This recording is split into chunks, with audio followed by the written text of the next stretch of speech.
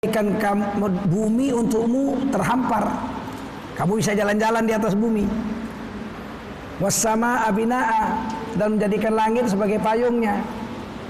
Wah, masuk langit payung? Iya, langit itu payung. Buktinya suara bisa mantul. Radio itu kan karena mantul, suara kita mantul langit, ya kan? Kenapa radio itu bisa kita dengar? Karena suara kita yang naik itu mantul lagi kembali ke bumi. Berarti kan langit itu sebetulnya payung. Payung. Walaupun bertingkat-tingkat, ada atmosfer itu kan ada tingkat-tingkatannya. Dan kalau nggak ada itu, kalau langit itu kayaknya kan bolong aja tuh langit ya. Kayaknya bolong ya. Oh, enggak.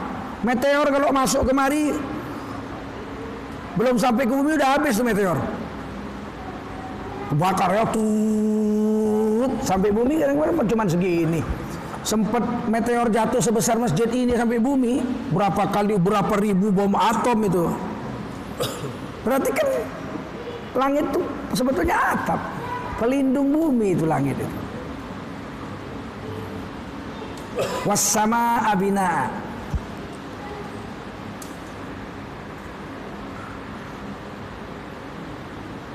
Wa anzala minas samaa'i maa'a, kemudian dari langit itu kami turunkan air. Fa akhraja bihi minas samarat, dan dengan air itu tumbuhlah berbagai macam tumbuh-tumbuhan.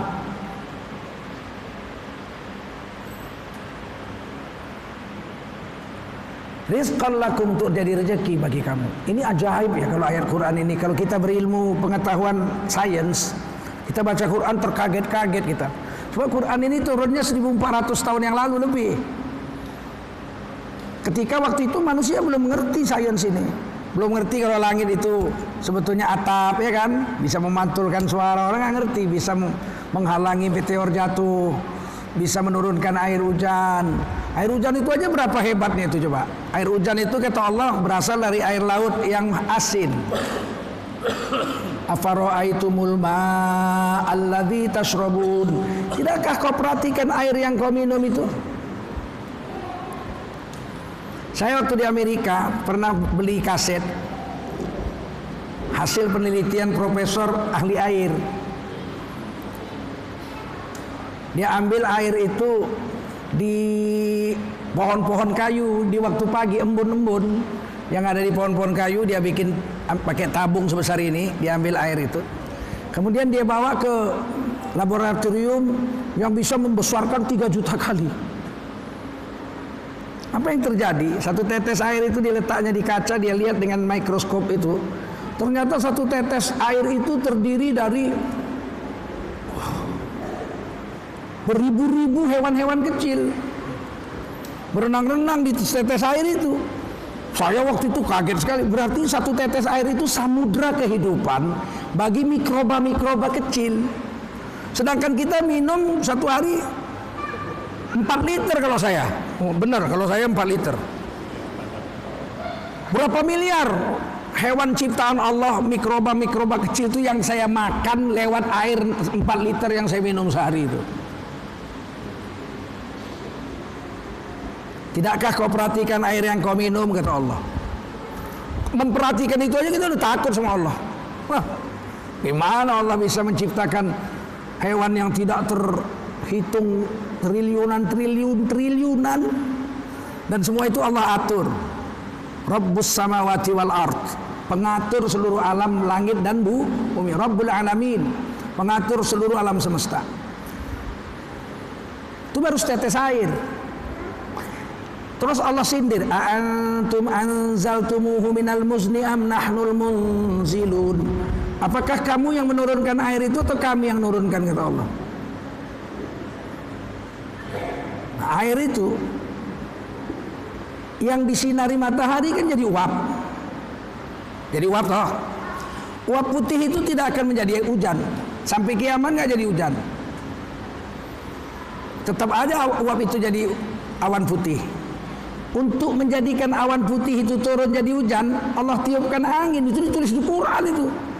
Ditiupkan angin, angin itu memukul gelombang laut, kemudian gelombang laut itu menepis pantai, terbanglah butir-butir air asin yang sangat kecil sekali di bawah angin dari hempasan air laut itu, ketemu dengan awan putih.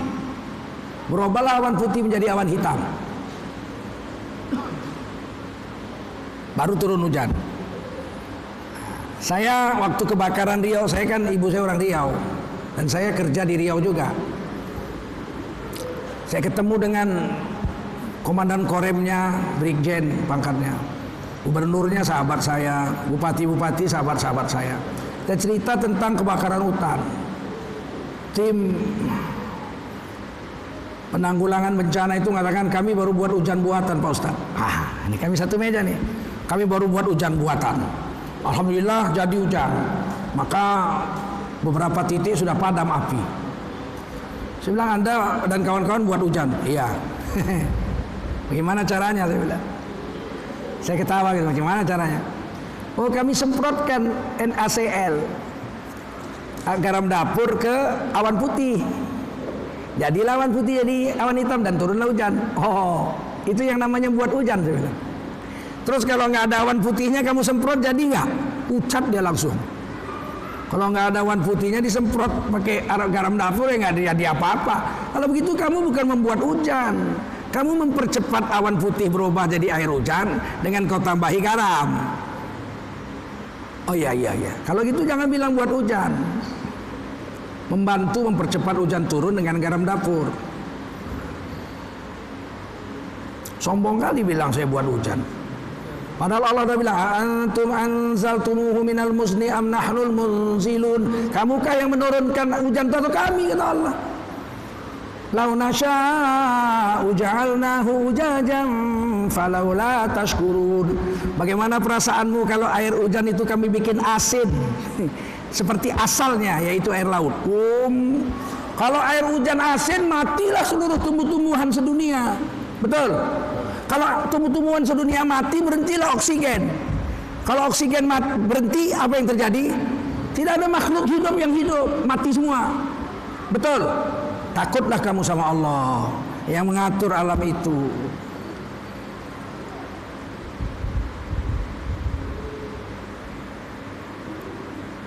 Wa in kuntum fi raibim mimma nazzalna ala abdina fa'tu bi suratim mim mithlih. Kalau kamu ragu Al-Quran ini adalah wahyu Allah yang diturunkan Allah kepada Nabi Muhammad, kau buatlah satu ayat aja, satu surah. Buat surah baru 3 ayat aja. Inna a'tainakal kautsar fasholli lirabbika wanhar inna syani'aka wal abtar. Coba buat surat seperti itu. Fa'tu bi suratim mim mithlih. Semisal aja, coba bikin. Semisal inna a'taina bikin. Dicoba oleh Musailamah Al-Kadzab. Dia tulis Quran judulnya kodok. Kodok dari dulu masalah aja nih kodok.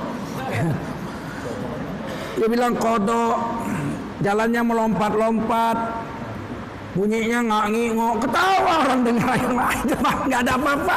Itu mah bukan Quran. Puisi juga nggak begitu. Quran itu walaupun dia bersyair, tapi isinya mengerikan.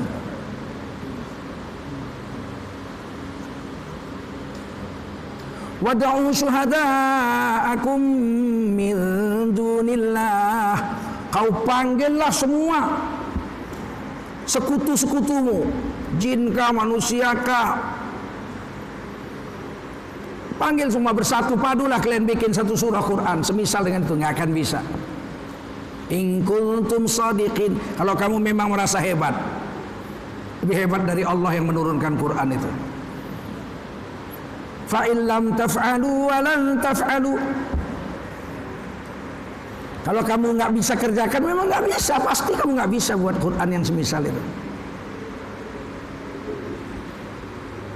Fattaqun naral lati waquduhan nas wal hijarah. Ini dia. Maka takutlah kamu dengan neraka yang bahan bakarnya adalah batu dan manusia dan batu.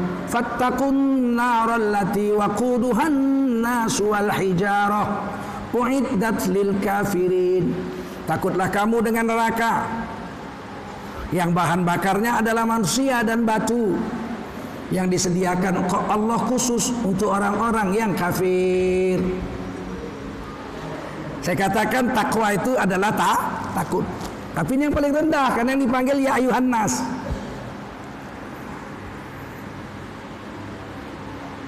Kalau orang belajar fisika nggak takut neraka, memang gila orang itu. Bahan bakarnya batu, bayangin. Berapa titik didih batu? Kalau air dibakar 100 derajat Celcius sudah jadi uap. Air nggak mampu menahan panas lebih dari 100 derajat Celcius. Setuju? Kalau bahan bakar neraka itu air, kita cuma direbus 100 derajat. Itu aja udah ampun kita. Ampun nggak dibakar api 100 derajat Celcius? Ampun nggak? Seandainya bahan bakar neraka itu besi, besi hanya mampu menahan panas 2500 derajat Celcius. Setelah 2500 derajat Celcius besi cair. Artinya kalau kita dibakar di neraka bahan bakarnya besi, kita dibakar dengan panas 2500 derajat Celcius, gak bisa lebih dari itu. Gak sanggup besi menerimanya. Tapi Allah katakan kamu dibakar di neraka. Kalau kamu masuk neraka bahan bakarnya batu. 10.000 derajat Celcius batu belum cair. Lihat gunung meletus itu, lahar itu berapa ribu derajat. Batunya cair nggak? Cair nggak? Enggak. Kalau neraka itu bahan bakarnya batu, taruhlah 10.000 derajat aja lah, tahan nggak kita? Dan batu itu 10.000 derajat belum cair. Ini batu kita bakar 100 derajat, nggak apa-apa. 1000 derajat lah, 2500 derajat, besi sudah cair, dia belum. 10.000 derajat belum. Kalau dia keluarkan api 10.000 derajat aja, ampun. Kalau 20.000, fattaqun nar, takutlah kamu dengan neraka itu, kata Allah. Uiddat lil kafirin, yang dijanjikan Allah untuk orang-orang kafir.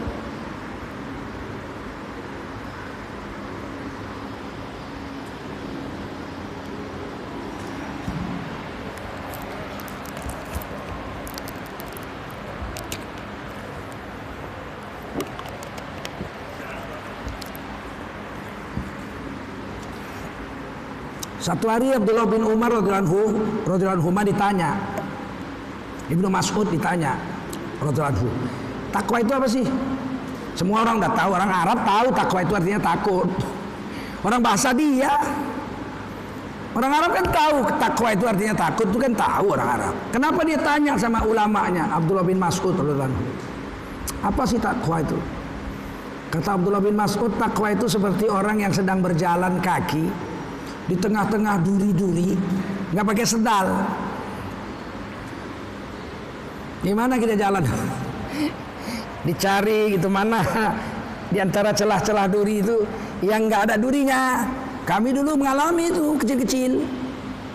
Waktu saya kecil-kecil, kami cari kayu bakar, banyak duri-duri. Kalau saya pakai sendal, punya sendal saya, Spartacus. Kawan-kawan saya sekolah aja kaki ayam. Sekolah pakai kaki ayam. Kalau saya dipukul bapak saya kalau nggak pakai sendal. Ada sendalnya Spartacus, keras. Mijak paku pun nggak apa-apa. Kawan-kawan nggak. Jadi kalau ketemu duri, wow, dia jalannya pelan-pelan gini. Aduh, kena juga. Aduh, kena juga. Kalau saya ceklik-ceklik, orang pakai sendal. Kata Abdullah bin Mas'ud radhiyallahu anhu, takwa itu adalah seperti orang yang jalan di tengah-tengah duri. Dia akan pilih-pilih mana yang bisa dipijak, mana yang enggak. Seperti itu orang takwa. Orang bertakwa di dunia ini dia seperti jalan di onak dan duri, pilih-pilih. Ini bisa dimakan nggak ya? Ini boleh dimakan nggak nih? Ini boleh dipakai nggak nih? Ini boleh dikerjakan nggak nih? Hati-hati dia. Salah injek kena ranjau kakinya. Itulah orang bertakwa. Seluruh yang dia jalani ini dia perhatikan aturan-aturan Allah. Ini boleh nggak? Ini boleh nggak? Nah, itu takwa. Satu hari ada orang jatuh kapal terbangnya ke hutan, mati semua. Yang hidup cuma satu orang. Dia lari jalan kaki dari tengah hutan, ketemu desa 3 hari nggak makan. Sampai di desa, sama orang desa dibawa ke rumah kepala desa. Bapak siapa? Saya si Anu dari Jakarta, Pak, ini KTP saya. Loh, kok kamu kemari? Kapal terbang jatuh, Pak, di hutan sana. Mati semua, Pak, yang hidup cuma saya. Saya udah 3 hari nggak makan. Oh, mari. Kepala desa siapkan nasi. Makan. Disiapkan lauknya 1 mangkok kari. Silakan makan. Ya pun makan. Dia ambil nasi, dia tanya, ini kari apa? Kata kepala desa, kari anjing. Saya nggak boleh, Pak, makan kari anjing. Saya orang Islam. Udah 3 hari kamu nggak makan. Biar aja saya makan nasi aja pakai garam. Minta garam, Pak. Nasi sama garam aja. Ini takwa.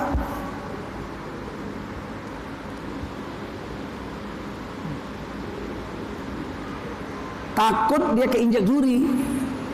Makan daging anjing pula dimakan kan, walaupun campur sayur kol kan tetap haram. Itu takwa. Sampai sini paham kira-kira? Gak bisa lebar-lebar nih, ceramahnya gak lama. Nah, puasa ujungnya takwa. Ya ayyuhalladzina amanu kutiba alaikumusiyam.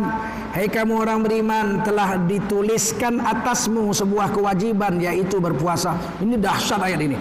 Ini Allah tidak bilang wajib atasmu puasa. Allah nggak pakai kata wajib. Wajaba alaikumusiyam, telah diwajibkan atasmu berpuasa. Enggak. Unik memang. Allah pakai kata kataba, tulis. Kutiba, telah dituliskan. Alaikum, sebuah kewajiban atasmu.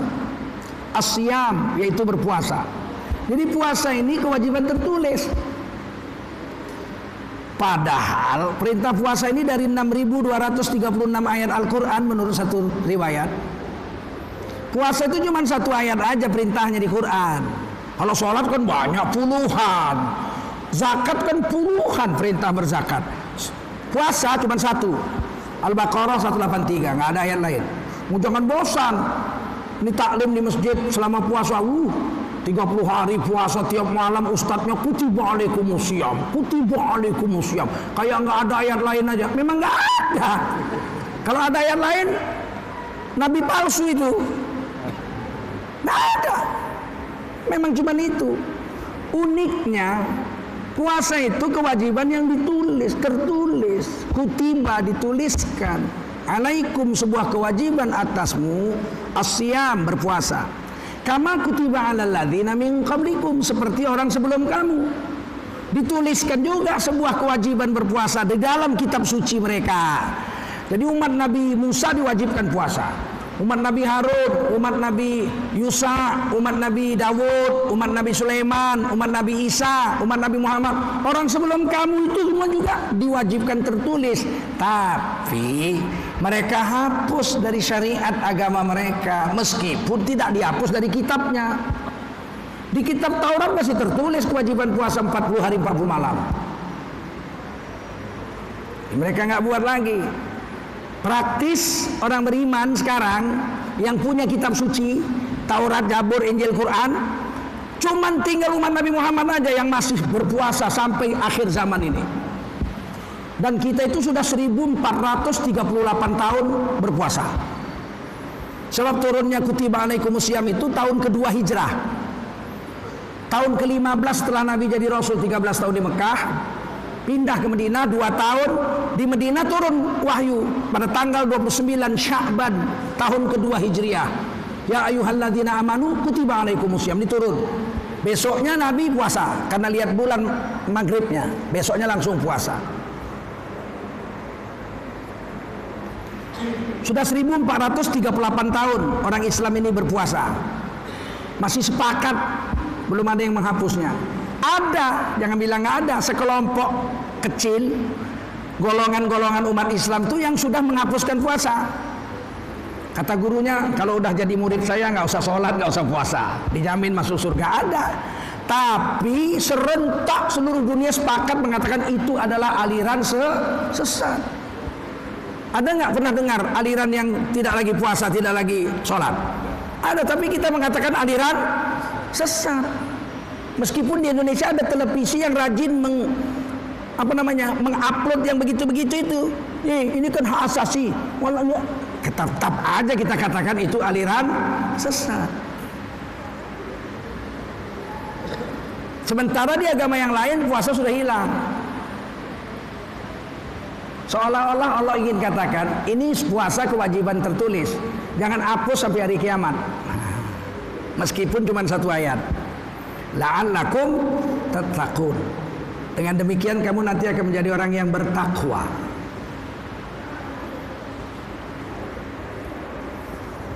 Nah, sekarang kita kaji takwa ini. Kenapa puasa 1 bulan jadi orang bertakwa? Cepat sekali. Yang dipanggil, hei kamu orang beriman, 1,8 miliar dari 7,8 miliar penduduk dunia. Orang yang mengucap syahadat la ilaha illallah Muhammadur Rasulullah itu hanya 1,8 miliar. Dipanggil semua, hei kamu yang 1,8 miliar umat Nabi Muhammad, sini semua, kata Allah. Jinkah, manusiakah, nggak peduli. Kutiba alaikumusiyam, telah diwajibkan atasmu puasa. Seperti orang dulu juga diwajibkan puasa secara tertulis. La'allakum tattaqun, 1 bulan kemudian kamu dari orang beriman naik pangkat menjadi orang yang bertakwa. Kan tinggi sekali bedanya itu. Sebulan loh. Hei kamu orang beriman, mari puasa sebulan. Nanti hari raya 1 Syawal kamu menjadi orang yang bertakwa. Apa bedanya orang beriman dengan orang bertakwa? Orang beriman kalau dia mati dalam keadaan beriman, dia berhak berdiri di timbangan amal pada hari kiamat, di padang mahsyar. Ditimbang amalnya. Fa'amma man sakulat mawazinuhu fahuwa fi 'isyatir radiyah. Kalau ditimbang amal di hari kiamat orang beriman, lebih banyak baiknya dari jahatnya. Setelah ditimbang dia masuk surga. Jadi ditimbang. Jahatnya 1000, dosanya 999. Baiknya 1000, dosanya 999. Setelah ditimbang masuk surga. Karena masih banyak pahala walaupun beda 1. Wa amma man khaffat mawazinuhu fa ummuhu hawiyah wa ma adraka ma hiya narun hamiyah. Setelah ditimbang amal orang beriman, kalau lebih banyak dosanya dari baiknya, walaupun beriman, dosanya 1000, pahalanya cuma 999. Setelah ditimbang masuk neraka. Jangan salahkan Allah. Jangan salahkan Allah, kata Allah. Manja abil hasanati falahu asyru amsalihha. Siapa berbuat 1 kebaikan dibayar 10 pahala. Siapa buat 1 kebaikan dibayar 10 pahala. Wa man jaa bis sayyi'ati fala yujza illa mislaha wa hum la yuzlamun. Siapa berbuat 1 dosa dibayar 1 dosa. Allah enggak mau menganiaya hambanya. Tiba-tiba ditimbang, buat 1 pahala dibayar 10. Buat 1 dosa dibayar 1, ditimbang dosanya 1000, pahalanya 1000. Berarti berbuat baik cuman 100 kali, berbuat dosa berapa kali? 1000. Udah dikasih poin 10, masih banyak dosa, dicampakkan neraka. Kata Allah, wa ma zalamuna, kami tidak menganiaya mereka, kata Allah. Walakin kanu anfusahum yazlimun, tapi mereka lah yang menganiaya diri mereka sendiri. Orang beriman di akhirat berhak berdiri di timbangan amal, belum tentu masuk surga. Allah nggak mau kita mati dalam keadaan beriman saja. Sebab surga itu uiddat lil muttaqin. Surga itu dijanjikan untuk orang yang bertakwa. Maka Allah katakan la'allakum tattaqun, jadi takwa kamu supaya di akhirat enggak ditimbang amal. Kalau orang mati bertakwa, nggak ditimbang amal. Surga untuk orang bertakwa ngapain ditimbang? Wasiqal ladzina taqaw rabbahum ilal jannati zumara. Allah giring orang bertakwa serombongan masuk surga. Enggak diperiksa. Ayat lain, wa amma man utiya kitabahu bi yaminih fasawfa yuhasabu hisaban yasira. Siapa dapat catatan amal tangan kanan, dapat catatan amal di akhirat dari tangan kanan, orang itu adalah orang yang bertakwa dan dia akan masuk surga dengan pemeriksaan yang sangat ringan sekali. Cukup lihat wajahnya, malaikat tahu dia orang bertakwa. Kata Rasulullah, bekas wudhu dan bekas sujud ada 8, 7 wajib, 1 sunat. Kening, hidung sunat, 2 tapak tangan, 2 dengkul, 2 ujung kaki, 7, 8 dengan hidung. Itu bekas sujud di hari kiamat. Seandainya masuk neraka pun tidak angus. Ketika di padang mahsyar, bekas sujud itu munawwar, bercahaya lebih terang dari matahari. Bekas wudhu, wajah, tangan, kepala, kuping, kaki, di hari kiamat munawwar, bercahaya lebih terang daripada matahari. Sehingga mereka langsung tahu, siapa ini orang-orang yang bercahaya ini. Ditanya, sampean sinten? Kula umat Kanjeng Rasul, Mas. Oh, ajeng teng pundi? Surga mawon. Oh, nggih, monggo. Ada pintu namanya babus shalah, pintu untuk orang-orang yang sholatnya unggul. Silakan, monggo, temriku mawon. Kira-kira malaikat bisa bahasa Jawa nggak? Bisa nggak? Bisa. Nggak usah tanya hadisnya lah, akal aja nerima. Kalau kami bergunjing berdua dengan bapak ini pakai bahasa Jawa, menceritakan aib kawan kami, kira-kira malaikat nulis dosanya nggak? Berarti ngerti. Kalau nggak kan bingung nih, ngomong apa ini? Jelas.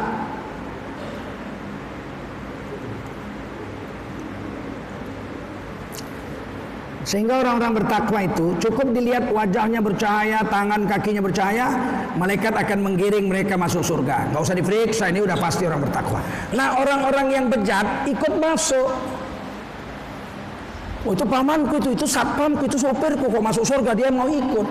Itu bibiku, itu sepupuku, itu bapakku mau ikut. Menyerbu pintu surga, di stop sama malaikat.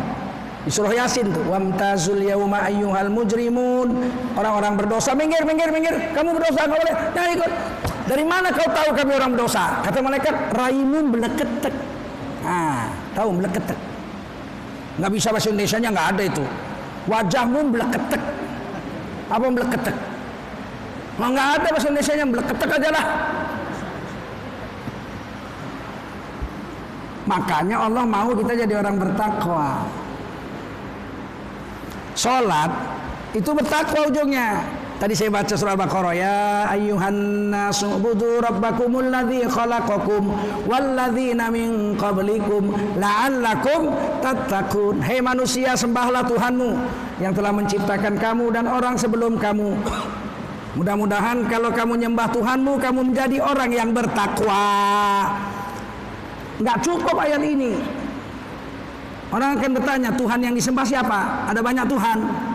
Ada yang ngaku Tuhan, kayak Fir'aun ngaku Tuhan, Namrud ngaku Tuhan, Bukhtanasar ngaku Tuhan. Ada yang diakui sebagai Tuhan. Tuhan itu siapa? Yang mau disembah itu. Ayat Al-Baqarah itu disambung di surah Toha. Innani anallah. Sesungguhnya aku, kata Allah, adalah Allah. La ilaha illa ana. Tiada sesembahan kecuali aku saja, Allah. Fa'budni. Oleh karena itu sembahlah olehmu akan aku, Allah.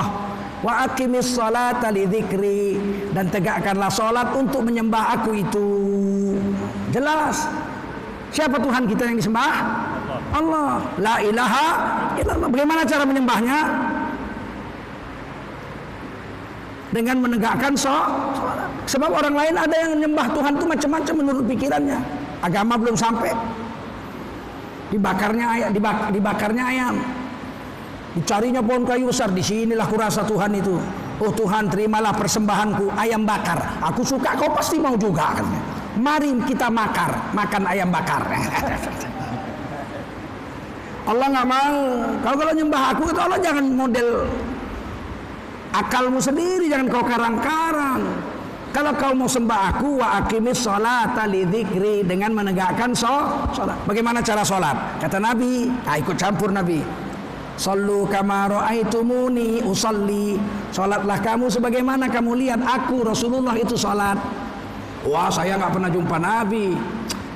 Kita nggak pernah jumpa Nabi. Yang jumpa Nabi sahabat-sahabat Nabi. Setuju? Sahabat Nabi jumpa Nabi, belajar sholat, lihat Nabi sholat, ikut berjemaah dengan Nabi. Mereka mengajarkan kepada generasi di bawahnya, tabi'in, Hasan al-Basri, Imam Nawawi, Imam Hanafi, Mujahid. Ini generasi ulama-ulama tabi'in.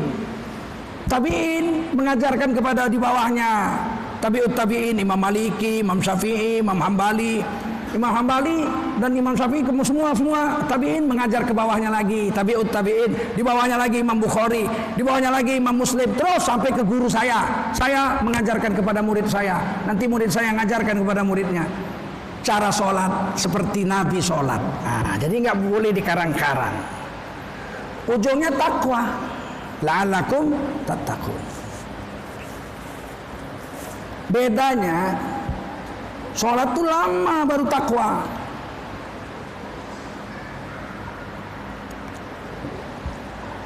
Sedangkan puasa sebulan.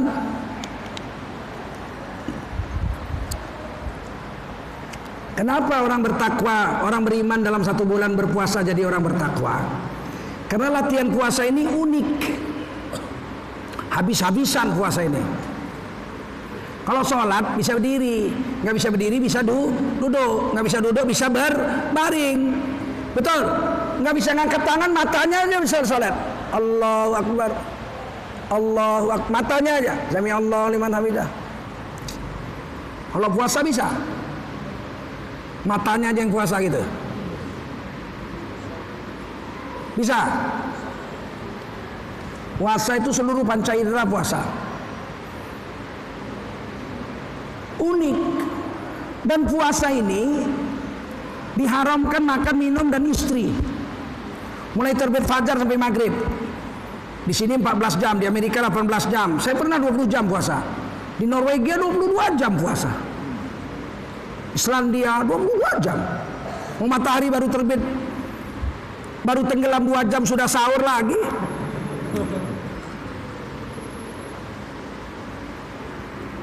Yang dilarang makan, minum, dan istri. Hebatnya yang diharamkan dimakan oleh orang puasa itu yang halal, Pak, bukan yang haram. Nggak ketemu kita hadis mengatakan, hei orang-orang yang puasa diharamkan atasmu makan daging babi. Nggak ada. Kalau babi nggak usah puasa pun haram, betul? Dilarang kamu makan daging anjing kalau sedang puasa. Nggak usah puasa juga haram. Yang dilarang sedang puasa itu makan yang halal nih. Saya nggak pernah makan ini, brownies namanya ini kan. Saya lebih suka kue pancung.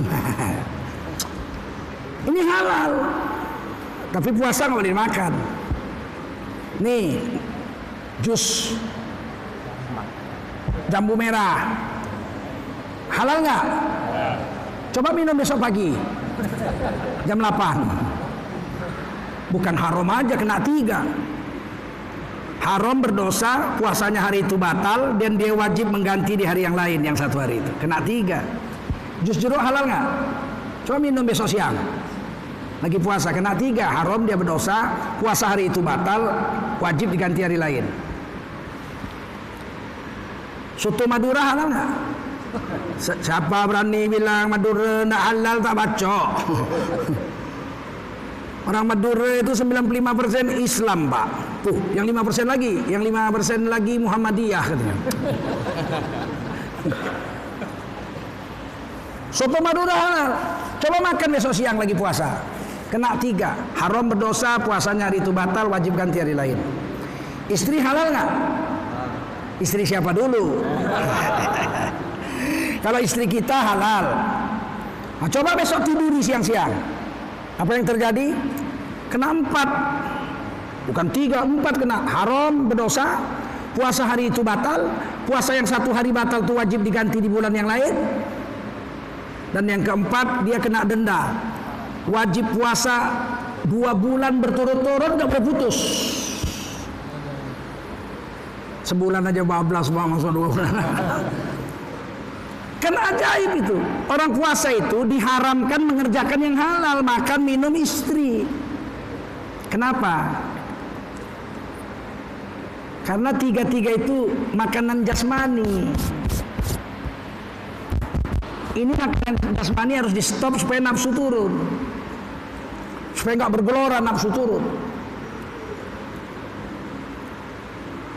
Kasarnya kalau orang Medan bilang, makan minum istri itu kerjaan binatang.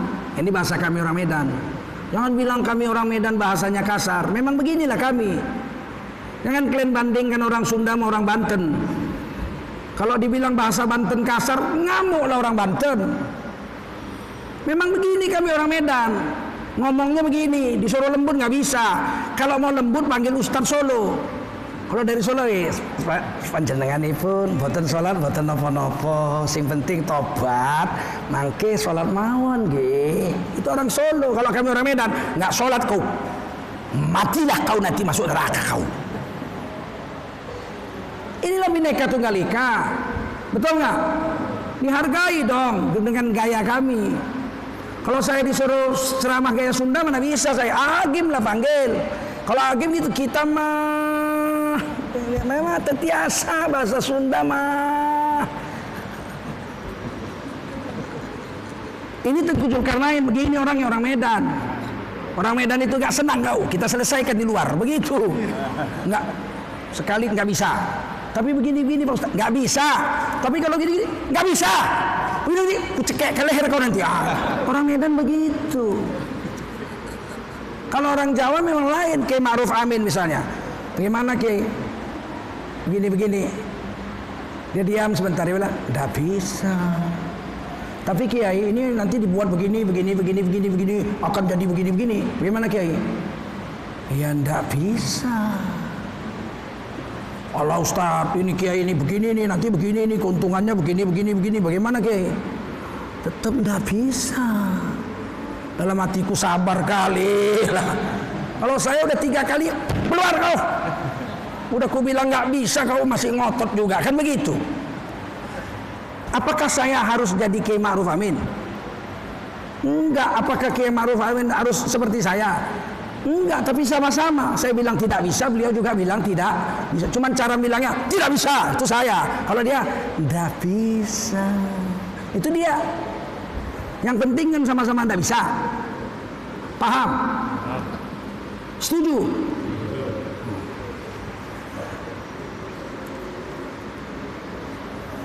Kasarnya puasa itu nggak boleh makan, nggak boleh minum, nggak boleh istri. Itu pekerjaan binatang itu. Binatang itu kerjanya 3 tuh. Makan, minum, kawin. Makan, minum, kawin. Betul? Makan, minum, kawin. Ular kerjanya 3. Makan, minum, kawin. Ayam kerjanya apa? Makan, minum, kawin. Kambing makan, minum, kawin. Babi makan, minum, kawin. Mana ada babi makan, minum, ngaji? Nggak ada. Kata Allah stop. Minal fajri summa atimmu siyama ilal lail. Dari fajar sampai maghrib nggak boleh makan, nggak boleh minum, nggak boleh istri. Artinya makanan jasmani stop.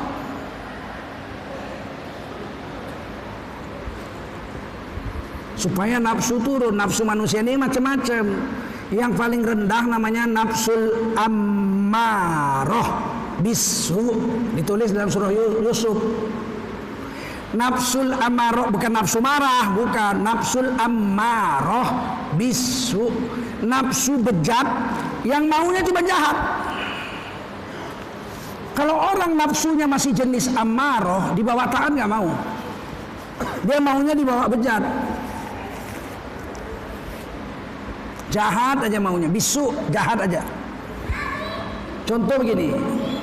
Ada satu orang 10 menit lagi mau maghrib, datang kawannya naik sepeda motor, deng. Udin, woi, apa kabar? Bagus. Yuk Den, ke masjid 10 menit lagi azan maghrib, kita sholat masjid, ada ustadz ceramah habis maghrib. Apa dia bilang? Kayak mau demam kurasa, aduh pegel-pegel. Kamu aja duluan dah, saya nggak bisa ikut.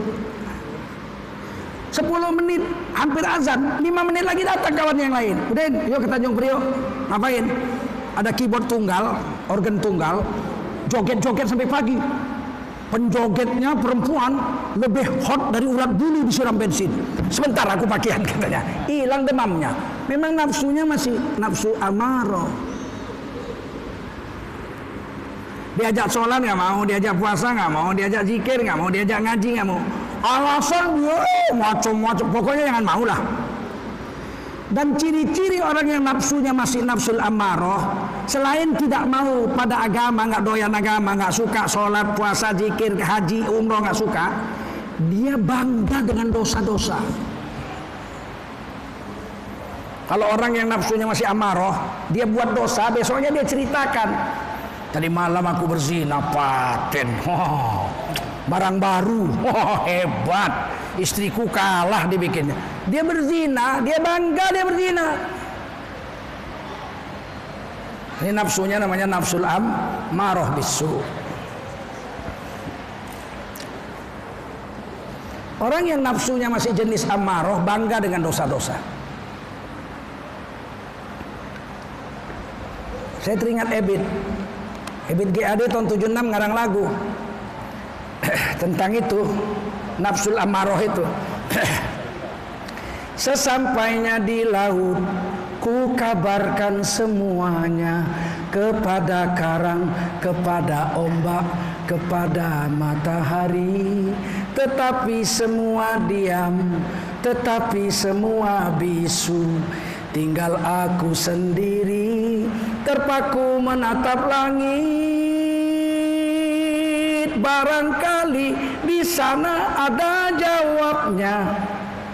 Mengapa di tanahku terjadi bencana?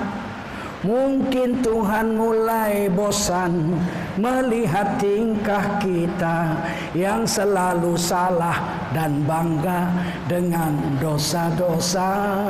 Atau alam mulai enggan bersahabat dengan kita. Coba kita bertanya pada rumput yang bergoyang. Ini lagu bagus banget, ujungnya nggak enak. Masa nanya sama rumput? Tanya sama ulama dong, betul? Tanya sama ulama, nanya sama rumput. Tapi ini sindiran Ebit. Orang sekarang ini ujung-ujung dunia ini, akhir-akhir zaman, orang memang lebih seneng nanya sama rumput daripada sama ulama. Betul. Kekasihnya ngambek, dia pergi ke pinggir laut. Wahai ombak, kenapa dia benci kepada aku? Ditanyanya ombak, goblok bener. Itu sindiran Ebit. Saya membuat satu frasa. Ketika lolongan anjing dianggap lebih merdu dari nasihat ulama, ketika lolongan anjing dianggap lebih merdu dari nasihat ulama, maka negeri itu akan berubah menjadi neraka bagi orang-orang beragama, orang-orang soleh, dan menjadi surga bagi orang-orang bejat.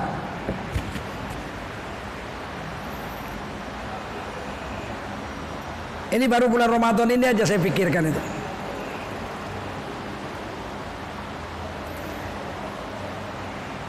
Ketika nasihat ulama dianggap mengganggu, dianggap merusak, dianggap memecah belah, pada saat itu di negeri itu orang-orang bejat akan berpesta pora, dan orang-orang soleh akan dikejar-kejar dan berada seperti dalam penjara dan dalam neraka.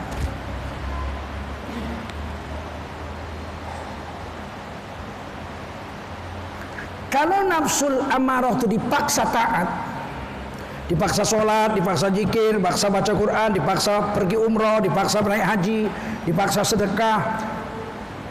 Agama kan nggak boleh dipaksa, Ustaz. La ikraha fiddin, nggak boleh maksa orang dalam agama. Itu maksudnya orang kafir dipaksa masuk Islam, nggak boleh. Lakum dinukum waliya. waliyadin. Agamamu agamamu. Tapi kalau orang Islam, terang-terangan dia Islam, itu boleh dipaksa. Kata Nabi, ajarkan anakmu sholat umur 7 tahun. Muru auladakum bisalah. Perintahkan anakmu sholat umur 7 tahun. Umur 10 tahun kalau dia nggak mau sholat, pukul kakinya. Dipaksa apa nggak itu? Saya tanya, anak umur 10 tahun sudah wajib sholat belum? Belum bakil balik. Tapi kenapa boleh dipukul? Suruh sama Nabi pukul. Karena sudah 3 tahun diperintahkan sholat dan diajari sholat. Nggak mau pukul. Umur 10 tahun. Dipaksa nggak? Paksa. Ada istri kita disuruh taat nggak mau, suruh taat nggak mau, suruh taat nggak mau, suruh taat nggak mau, suruh taat nggak mau. Tukar dong istri lain. Masa dipertahankan begitu berbanyak berjuta-juta perempuan lain yang solehah, ya enggak? Kita kawin cantik, pulang-pulang mabok dia, mabok lagi istri kita. Lo kok mabok sayang aku, I love you baby. Kita nasihat sekali, 2 kali, 3 kali nggak mau, 3 bulan nggak mau, dipertahankan. Kenapa ditukar? Hei, pertahankan apa tukar? Tukar. Bodohlah kita pertahankan perempuan pemabuk. Berarti dipaksa nggak? Dipaksa taat nggak? Paksa. Kalau nafsu itu ditahan, nggak makan, nggak minum, dipaksa nggak makan. Lapar ini kan dipaksa ini. Kalau puasa ini tidak pemaksaan Allah kepada orang beriman dengan ancaman neraka, kapan orang kaya merasakan lapar coba? Kalau nggak puasa ini hukumnya wajib, kapan orang kaya pernah lapar? Dia kaya, duitnya banyak, kulkasnya aja 4 meter. Ya saya udah lihat orang kaya kulkasnya 4 meter. Saya bilang, apa ini? Kulkas Pak Ustadz. Kok besar sekali? Oh ini khusus request ke pabrik, nggak ada dijual. La ilaha illallah, dibuka jok. Jusnya aja 17 biji jusnya. Namanya orang kaya, ya nggak? Kapan orang kaya lapar kalau nggak bulan puasa? Kapan? Apalagi zaman sekarang udah ada HP kok. Lapar tinggal pencet, cengat-cengit, halo lipstick, datang, ya nggak? Besok lapar, cengat-cengit, ayo ayam penyet, besok datang. Besoknya lagi cengat-cengit, halo ya getuk 2 bakul bawa sini. Orang dia orang kaya kok. Kenapa Allah paksa orang kaya puasa? Dengan kewajiban, wajib itu kan paksa. Kalau ditinggalkan berdosa, betul? Paksa apa enggak? Paksa. Supaya orang kaya merasakan bahwa lapar, haus itu tidak enak. Supaya besok lebaran dia kalau lihat orang lapar, dia kasih sedekah.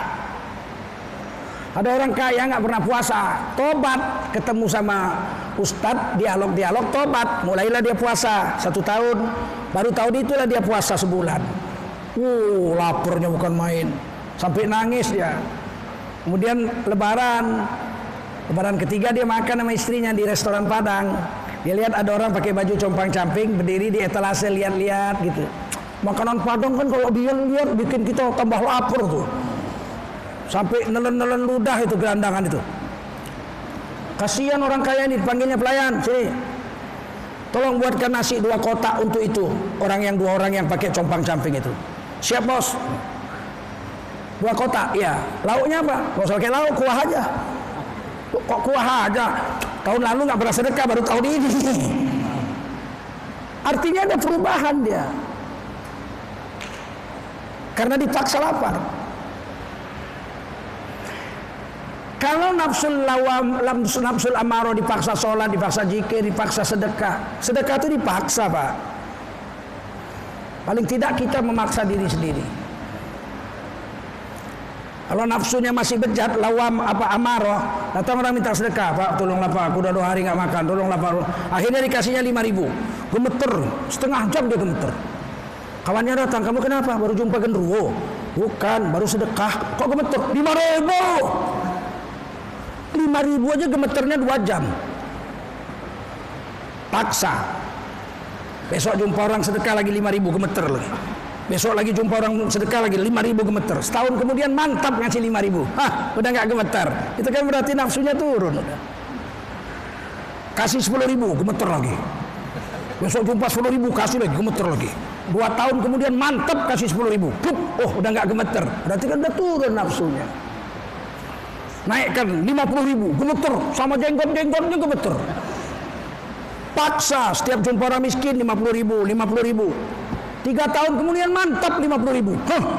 Naikkan 100.000. Jumpa orang miskin minta makan 100.000. Giliran yang nerima gemeter.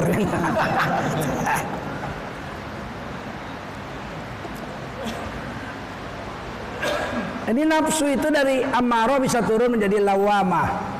Ditulis dalam surah Al-Qiyamah.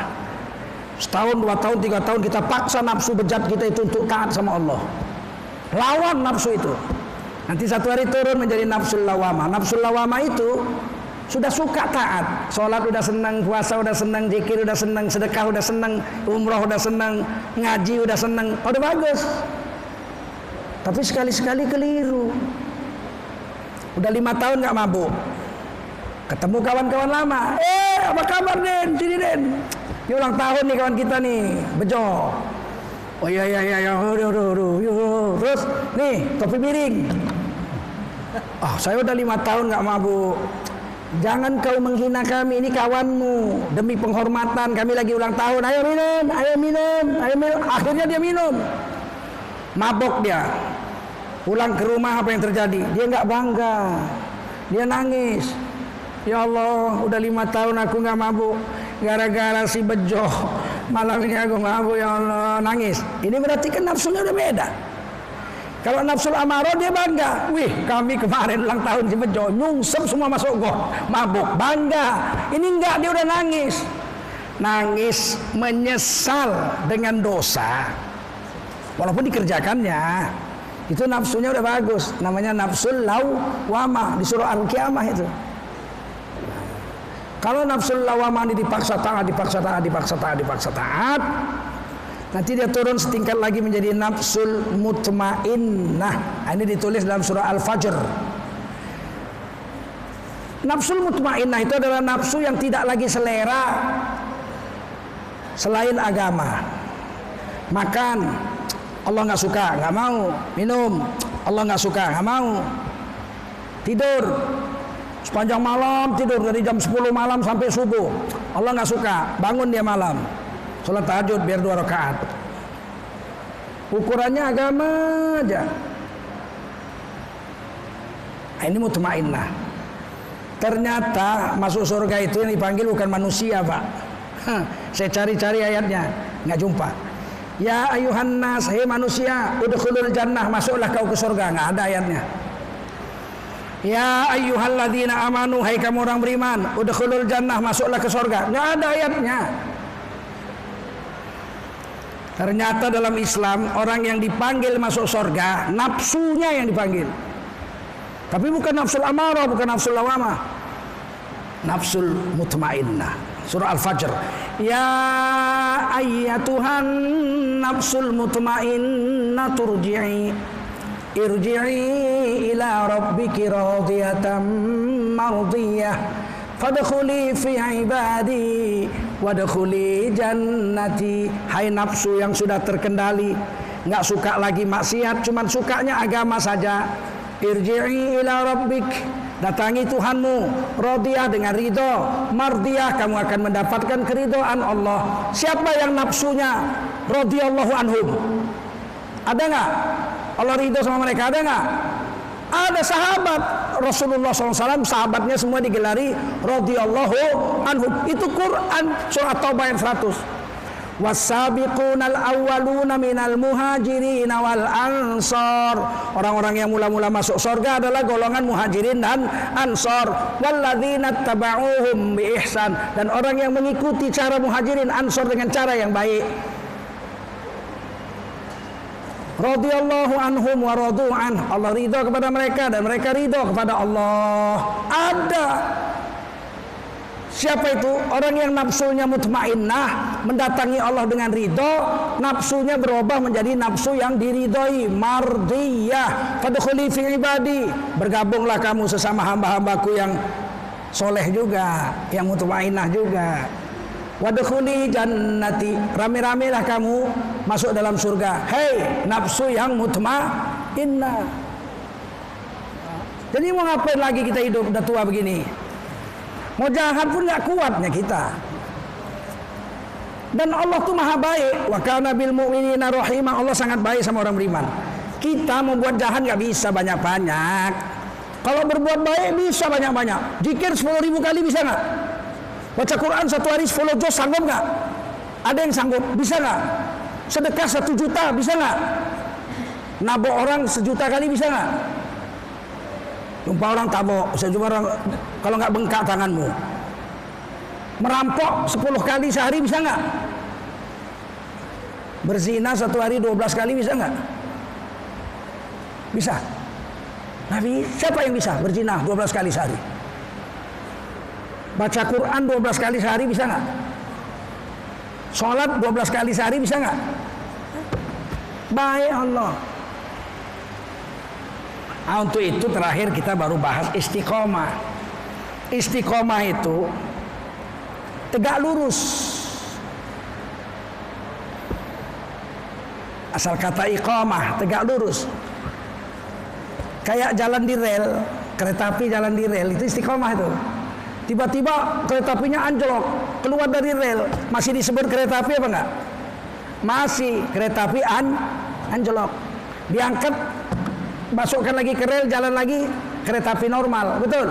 Kita ini istiqomah tuh kayak kereta api.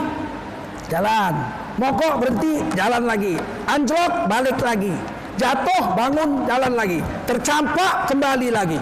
Pokoknya jangan tinggalkan agama. Wajar kok kita salah, betul? Mana ada yang nggak salah kecuali Rasul dengan Nabi. Salah, balik lagi, keliru, kembali lagi, jatuh, bangun, jalan lagi, tercampak, balik lagi. Namun jangan tinggalkan agama ini sampai mati.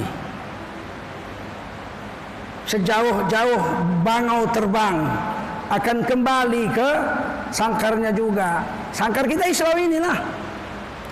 Ada yang pergi mabuk 7 tahun, balik lagi. Ada yang pergi saman laven, tinggal satu rumah sama bukan istrinya 10 tahun, balik lagi. Jangan kau larut di sana, tetap aja di sini. Itu namanya istiqomah. Syukur-syukur nggak pernah terpleset. Dari mulai muda akhir balik sampai setengah tua sampai tua terus saja nggak pernah kepleset. Dalam ketakwaan terus, nggak pernah fasik, nggak pernah mencong. Takwa terus sampai ujung kematian. Kalau itu masya Allah, sebelum mati malaikat akan datang. Innalladzina qalu rabbuna Allah, sesungguhnya orang yang mengatakan Tuhan kami adalah Allah, tsumastaqamu, kemudian istiqomah dengan agama, jatuh bangun lagi, kepleset jalan lagi. Tatanazzalu alaihimul malaikah, malaikat datang kepada mereka ketika sakaratul maut. Malaikat akan mengucapkan salam, assalamualaikum, selamat atasmu. Kemudian malaikat bukakan di matanya itu pemandangan surga yang akan dia tuju. Falaula idza balagatil hulqum, ketika nyawamu sudah sampai di leher sakaratul maut. Wa antum hina idzin tanzurun, saat itu kamu sudah melihat tempat yang akan kau tuju. Kalau ahli surga udah lihat surga, kalau ahli neraka udah lihat neraka. Maka ahli neraka nggak mau berangkat. Ayo kata mereka, nggak mau. Ayo nggak mau. Ditinju wajahnya, wa yadribuna wujuhahum wa adbarohum, ditinju malaikat maut wajah dan punggungnya. Muncrat darah dari mulutnya, dari hidungnya, dari kupingnya, dari biji matanya keluar. Tapi yang istiqomah, saya banyak orang Indonesia, orang-orang soleh yang saya lihat. Tapi yang baru-baru ini aja, Ibu Tuti Alawiyah, Ketua Badan Kontak Majelis Taklim, sahabat saya di MUI. Beliau ketua wanita, saya wakil sekjen. Ketika beliau sakit, saya datang, masih sehat, masih ngomong-ngomong. Tiba-tiba karena dia sakit, mungkin asbab lah, sebab Datang tamu banyak, tamunya bawa kuman penyakit paru-paru. Akhirnya beliau wafatnya bukan karena operasi usus, karena infeksi paru-paru. Makanya kalau ngelihat orang sakit tuh kita tahu diri juga. Kalau kita batuk-batuk, nggak usah dilihat dia, kasihan. Tiba-tiba Ibu Tuti wafat, sedih sekali saya. Baru ngobrol ketemu saya dengan Wakil Ketua Umum Profesor Dr. Yunahar Ilyas, datang berdua mewakili MUI ke rumah sakit MMC itu. Meninggal, wafat. Kita lihat jasadnya, senyum. Saya foto itu. Bisa Ibu Tuti wafatnya senyum. Dari mana ini pipi bisa naik? Siapa yang ganjel pipinya itu? Senyum. Betul kata Quran itu, surah Al-Waqiah. Dia lihat tempat yang akan dia tuju. 2 Ramadan saya pergi ke Pineng melihat Ananda Ustadz Arifin Ilham. Perasaan saya memang sudah nggak enak. Dari Jogja saya telepon Bukhari, asisten saya. Bukhari, pesankan tiket ke Pineng. Saya mau lihat Ananda Arifin. Kata Bukhari ini membatalkan 3 jadwal atau 2 jadwal gitu. 10 jadwal pun batalkan. Minta maaf sama semua mereka, katakan saya mau lihat anak saya. Saya berangkat jam 2.30 malam, Ramadan kedua. Sampai Pineng jam 11. Lewat Kuala Lumpur nggak ada langsung. Buka mata pun nggak sanggup beliau. 1 malaman nggak tidur. Dia buka mata tuh nggak bisa. Dia lihat saya, dipegangnya tangan saya, diremasnya gitu, nggak ada tenaga. Saya pegang tangannya, saya elus-elus sampai dia tertidur. Kira-kira 1 jam dia tidur pegang tangan saya, pelan-pelan saya lepasin. Kemudian saya pindah ke kamar sebelah, tidur di kursi-kursi. Ada kursi, saya pun disitulah baring-baring. 3 jam kemudian dokter datang. Dokternya orang Pakistan. Saya bangun, saya tidak tidur tapi saya berbaring. Ketemu sama dokternya itu. Kemudian Arifin Ilham sudah bangun, sudah bisa ngomong sama saya pakai ditulis, bisa duduk, bisa makan minum susu, masya Allah. Diperiksa dokter matanya, kemarin mata kanannya nggak bisa gerak, udah kayak guli, udah mati. Tapi ketika sore itu, saya datang pagi, sore itu diperiksa matanya udah bisa gerak gini, 2 biji matanya udah bisa goyang. Dokter bilang insya Allah sembuh. Sudah 5 kali di laser, kimo sudah. Ini laser. Saya pun senang, tapi hati saya nggak bisa didustai. Hati saya katakan anak ini mesti berangkat. Akhirnya saya pulang, habis asar saya pulang. Sampai di rumah jam 1 malam. Hati saya mengatakan anak saya ini mesti wafat. Dan ternyata betul wafat. Apa yang terjadi? Wafatnya senyum. Nah, itu yang bikin kita walaupun sedih tapi bahagia. Bagaimana orang mati bisa senyum? Bagaimana caranya itu coba? Kita aja hidup aja jarang senyum, ya enggak? Apalagi istri kita kalau udah tanggal tua, ya enggak? Kamu assalamualaikum, nggak mau senyum dia. Saya Pak banyak lihat orang mati senyum itu banyak artinya 20 ada. Tapi orang Indonesia yang dalam waktu dekat ini, sahabat saya yang dekat dengan saya itu Ibu Tuti Lawiyah dengan Ananda Ustadz Arifin Ilham. Ini buah istiqomah. Ketika Buya Hamka wafat, wajahnya cantik, senyum. Belum lihat ya fotonya ya. Buya Hamka wafat belum lihat fotonya ya. Bisa diminta lah. Saya dikirimi fotonya. Sahabat Buya Hamka yang paling akrab salah satunya Buya Makarim, pendiri HSBI, Himpunan Seni Budaya Islam, lawannya Lekra PKI. Beliau sahabat dengan Muhammad Nasir juga. Ketua Masyumi Majelis Syura Indonesia, partai pemenang pemilu tahun 55 bersama PNI, sama-sama 58 kursi. Saya tanya sama Pak Makarim itu. Beliau sering ke masjid saya di Menteng, Masjid Al-Hakim. Kalau saya ngajar beliau datang. Beliau ngajar juga habis zuhur, ngajar 10 menit, 15 menit. Saya tanya, Buya Makarim, Buya saya bilang, Buya kan lihat Buya Hamka wafat, lihat cantik wajahnya, luar biasa cantik, senyum, merah wajahnya, merah jambu. Bagaimana dengan Buya Muhammad Nasir? Politikus kan, mujahid, pejuang. Meskipun dipenjarakan oleh Bung Karno juga, rezim Bung Karno dua-duanya. Buya Hamka di penjara, Muhammad Nasir penjara. Iya, saya lihat cantik wajahnya waktu wafat, luar biasa. Sekarang kutanya sama Buya Makarim, mana lebih cantik jasad Muhammad Nasir atau Buya Hamka? Yang satu ulama, yang satu mujahid. Lama Buya itu diam, dilihatinya wajah saya. Kemudian dia jawab, lirih dia jawab, lebih cantik Buya Muhammad Nasir. Bayangkan macam mana cantiknya Buya Muhammad Nasir jenazahnya. Saya belum dapat fotonya. Kalau Buya Hamka udah. Buya Hamka aja begitu cantiknya waktu wafat. Bagaimana Buya Muhammad Nasir? Ini buah istiqomah ditulis dalam surah Hamim As-Sajdah yang saya baca tadi. Allah takhafu wa la tahzanu. Kata malaikat, kau jangan cemas, jangan bimbang, jangan takut. Nahnu awliya'ukum fil hayatid dunya wa fil akhirah. Kami para malaikat yang akan menolong kamu di dunia, di dalam kubur, pada masa di surga. Wa abshiru bil jannati allati kuntum tu'adun. Dan beri kabar gembira kepada orang-orang yang istiqomah akan indahnya surga yang dijanjikan pada mereka. Jadi sudah dilihat kan. Waktu saya pergi haji tahun 96, saya jalan darat dari Malaysia, jalan darat dari Medan, nyebrang Selat Malaka, jalan darat.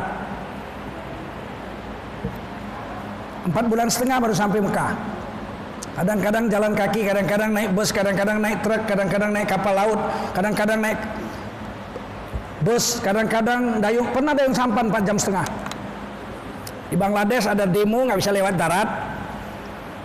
Saya tanya, ada orang naik perahu dayung, sungainya nggak berapa besar. Saya bilang, mau kemana Pak? Ke kota sana. Melewati demo, lewatin. Saya ikut, boleh, berdua aja. Saya duduk depan, dia duduk belakang. Saya ambil dayung, saya ikut dayung. Pandai kau dayung? Pandai ya, kau orang Melayu, aku bilang. Saya orang Melayu, saya dayung.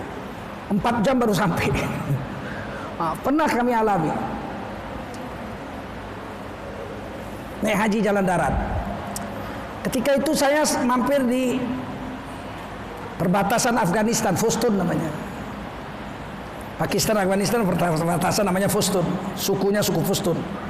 Bahasanya bahasa Fustun. Orang Afghanistan. Saya mau ikut perang lawan Soviet. Tanggungnya nggak, udah sampai sana kan. Sayangnya waktu itu Soviet udah kalah. Soviet udah kalah kan, perang nggak ada lagi. Akhirnya saya melanjutkan perjalanan ke Mekah. Waktu itu membongkar jenazah orang-orang yang mati syahid melawan Soviet. Mati kan ditembak, malamnya dikutip. Udah ditinggal aja. Malam dikutip. Saya bilang, dari mana kalian tahu itu yang kalian kutip itu jenazah orang Islam? Kan Rusia ikut juga mati di situ, campur mayatnya. Oh, kami balikkan jenazahnya, nampak wajahnya bercahaya, ini pasti orang Islam. Kafir-kafir Rusia hitam, bulek ketek wajahnya, mukanya meringis nggak karu-karuan. Kalau ini semua senyum dan terang. Itulah hebatnya itu. Dibongkarlah satu komplek kuburan, kan darurat dikuburkan, nggak dimandikan, nggak disolatkan kalau mati syahid, kubur aja. Oke, pakai jubahnya itu. Kan udah damai, dibongkar, mau dipindahkan ke kota. Itu darah bekas tembaknya aja masih mengalir. Kena tembak dadanya sini, masih mengalir. Harum seperti kesturi. Dan semuanya nggak senyum lagi, ketawa. Gimana mayat bisa begini? Saya pikir dulu dongeng-dongeng aja, orang mati syahid bisa senyum ketawa.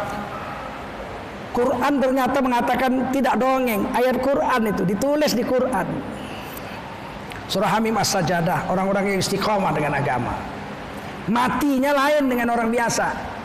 Turun malaikat, dinampakkan surga.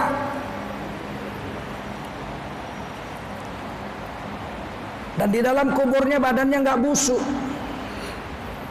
Bayangkan udah dikubur 7 tahun, ada yang dikubur 5 tahun. masih utuh, masih keluar darah. Itu orang mati syahid. Orang soleh di Tangerang, 27 tahun guru ngaji. Berapa tahun yang lalu? 5 tahun yang lalu ya. Ketua KPK-nya masih Abdul Somad. Dibongkar tuh kuburan itu, ada guru ngaji, dibongkar kuburannya mau dimasukkan cucunya. Utuh aja. Guru ngaji aja, baca Quran. Di Medan saya melihat beberapa. Muazzin 50 tahun wafat. Dikeruk kuburannya mau dimasukkan cucunya, mau didabel, kan kuburan udah penuh. Masih utuh aja tuh. Muazzin namanya Ilyas. Ada seorang gadis mati masih gadis pingitan. Dulu kan tahun 50-an gadis nggak boleh keluar rumah, dikurung dalam rumah. Mati masih gadis, dikubur. Sekitar 27 tahun kemudian dibongkar karena kena pelebaran jalan. Badannya belum busuk. Keluarganya masih hidup, dipanggil kakak-kakaknya udah tua. Adik kami ini mati gadis. Kami dulu nggak boleh keluar rumah karena gadis-gadis zaman itu dipingit. Tapi adik kami ini kalau datang tamu kan pakai tabir tuh. Laki-laki sebelah tabir sana, perempuan sebelah tabir, nggak pernah jumpa itu. Adik kami ini kalau datang tamu sibuk goreng singkong, kalau ada ubi goreng ubi, kalau ada pisang goreng pisang, bikin kopi, nggak ada kopi ada teh, nggak ada air putih dipanasin, dikeluarkan lewat bawah tabir itu. Pokoknya tamu mesti makan. Itu kelebihan adik ini. Mati gadis, nggak busuk 27 tahun. Artinya keistiqomahan kita dalam agama ini itu bisa dipetik di dunia, apalagi di dalam kubur, apalagi di padang mahsyar, apalagi di surga Allah Subhanahu wa taala. Inilah yang saya bisa bahas tentang istiqomah dan takwa. Semoga kita bisa dalam ketakwaan.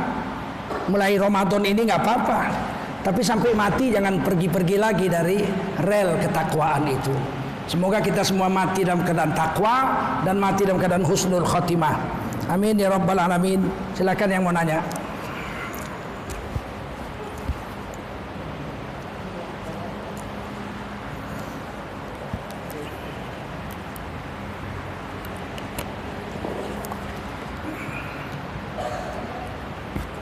Nggak ada, saya mau lanjut, mau itikaf.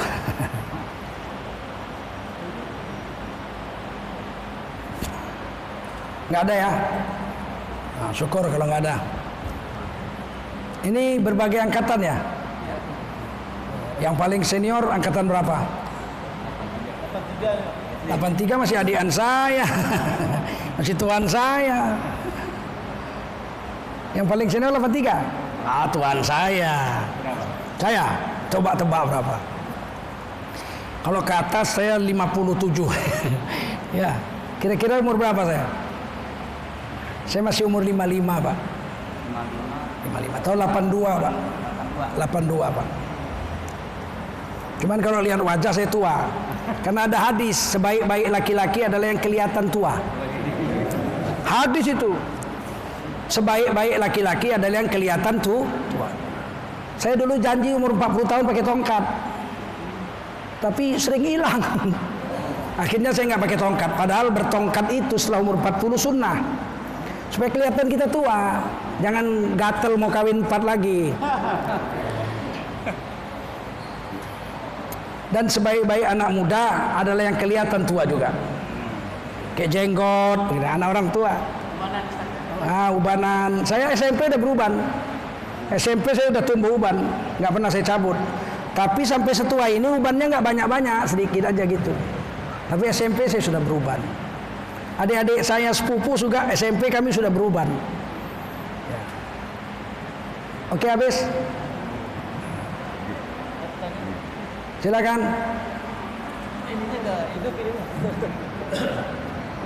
Jangan banyak-banyak.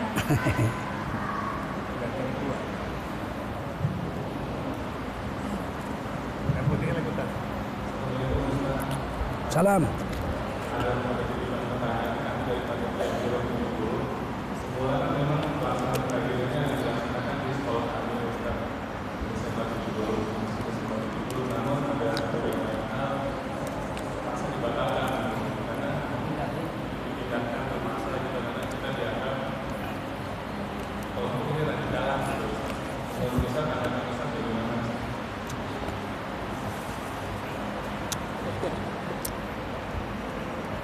Empat tahun ini memang kalau mau taat dicurigai. Jangankan saya lah Ustadz pakai jenggot, pakai serban. Artis tobat dianggap pintu masuk terorisme. Artis yang biasa berzina, biasa mabuk, pakai tato, tobat dianggap pintu masuk radikalisme dan terorisme. Artis, apalagi kami ustadz. Gak heran lah, udahlah, biarin aja lah. Kalau saya dibilang radikal, di mana radikalnya saya? Wakil Sekjen MUI Pusat 2 periode. Kan dipilih oleh seluruh MUI se-Indonesia saya. Bukan ditunjuk saya ini. Suami nyanyi Ustaz ya? Hah? Suami nyanyi. Oh, saya juara bintang radio televisi tahun 80. Ayo, dari Sumatera Utara saya. Angkatan saya itu Oji Saputra, Sandro Tobing, Faisal Amir. Itu angkatan saya itu. Kalau Hetiko Sendang 3 angkatan di atas. Yang seangkatan saya Sandro Tobing. Di atasnya Harpe Malaiholo. Harpe itu lebih tua sedikit dari saya. Saya kan bintang radio tahun 80. Remaja SMA kelas 1 tahun 80. Pemain gitar saya, pencipta lagu. Mars Al Azhar Medan yang cipta saya. Mars Universitas Amir Hamzah yang ngarang saya, masih karangan saya, Tengku Zulkarnain. Marsnya, himnenya masih.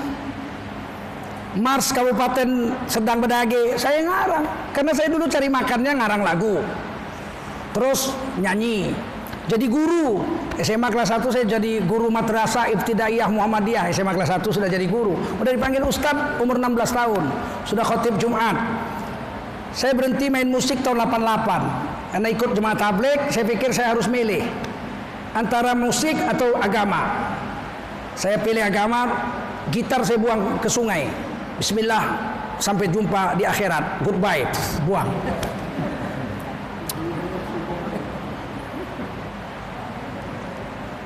Tidaklah radikal. Kalau keras cara bicara ya. Kenapa sekarang agak keras dibanding dulu? Saya ketawa-ketawa kalau ceramah. Tahun 1998, 99 agak keras dikit. 2000 ke atas tuh ketawa-ketawa aja, lucu-lucu aja. Kenapa 4 tahun ini agak keras? Karena keadaan memaksa harus agak keras sedikit. Sebab sekarang ini Islam itu dipecah belah. Ada Islam Nusantara, ada Islam Arab, ya kan? Padahal kan sama aja. Apa bedanya? Oh, Ustadz Arab pakai jubah, pakai jenggot, kayak serban. Ustadz Nusantara pakai batik begitu. Ah, waktu sholat Allahu Akbar semua kok, betul nggak? Ngadap kiblat semua, betul nggak? Udahlah, gaya-gaya masing-masing aja. Kalau beda pilihan biasa aja itu. Saya dengan Kiai Ma'ruf Amin itu kayak anak sama bapak. Dia bilang sama saya, Kiai Tengku kampanye lah untuk saya. Kalau saya bilang lah jabatannya apa dijanjikan. Saya bilang nggak bisa Pak Kiai. Kalau Pak Kiai calon presiden, saya kampanye untuk Pak Kiai, biaya saya sendiri. Tapi Pak Kiai nggak calon presiden, jadi saya nggak ikut. Ya udah nggak apa-apa, ketemu cium tangan tetap dipeluk biasa aja. Sayang sekali beliau dengan saya. Saya pun sayang kayak bapak saya Kiai Ma'ruf. Tiba-tiba orang di luar bilang macam-macam. Ya nggak apa-apa, biasa aja. Apalagi kami ini dulu artis. Kalau artis itu kan nggak peduli sama orang. Saya bawa lagu, orang nggak senang nggak apa-apa. Yang penting saya senang. Kan begitu artis. Untungnya saya dari kecil sudah jadi guru agama. Jadi waktu saya jadi juara bintang radio itu saya pakaiannya jas, pakai belanga Melayu. Nggak pernah saya pakai jeans seumur hidup. Nggak pernah pakai celana jeans saya seumur hidup. Walaupun saya artis. Itulah gaya kita masing-masing. Nggak apa-apa, biasa. Tapi kalau cinta NKRI jangan ragu, saya pakai negeri. Saya ini dosen di USU. Baru pensiun 2 tahun yang lalu. 30 tahun jadi dosen linguistik. Digaji sampai sekarang masih pensiun. Barusan dapat THR kemarin tanggal 25. Sebulan gaji 3.800.000. Mana mungkin kita mau menghancurkan negara ini, kita sendiri aja pegawai negeri kok. Dengan gaji secuil. Gaji saya itu 4.200.000. Gaji supir saya 5.400.000. Oh. Apa nggak cinta kita dengan negara ini? Kita berkorban untuk negara ini 30 tahun. Bapak saya pejuang kemerdekaan. Mana kita nggak cinta? Nggak mungkin kita khianati negeri ini, nggak mungkin. Kita cinta NKRI dengan gaya kita. Kita mau, saya mau, kawan-kawan mau NKRI ini menjadi negeri yang baldatun, toyibatun, warobun, kofur. Itu aja. Tapi tetap NKRI. Kalau dibilang radikal itu sudah dibatalkan. Menteri Agama kan membuat rilis 200 ulama yang direkomendasikan, ya kan? Saya nggak masuk situ, Ustaz Abdul Somad nggak masuk di situ, ya kan? Nah kemudian diprotes orang, datanglah Menteri Agama ke MUI, saya yang nyambut, saya Kiai Haji Ma'ruf Amin menyambutnya. Dia bilang ini, waduh udah ribet nih, ribut orang semua se-Indonesia geger. Udah sekarang ini daftar 200 dikembalikan ke MUI dan dibatalkan. Batal itu. Terus ada survei abal-abal, bilang saya radikal nomor 4. Hah? Hah?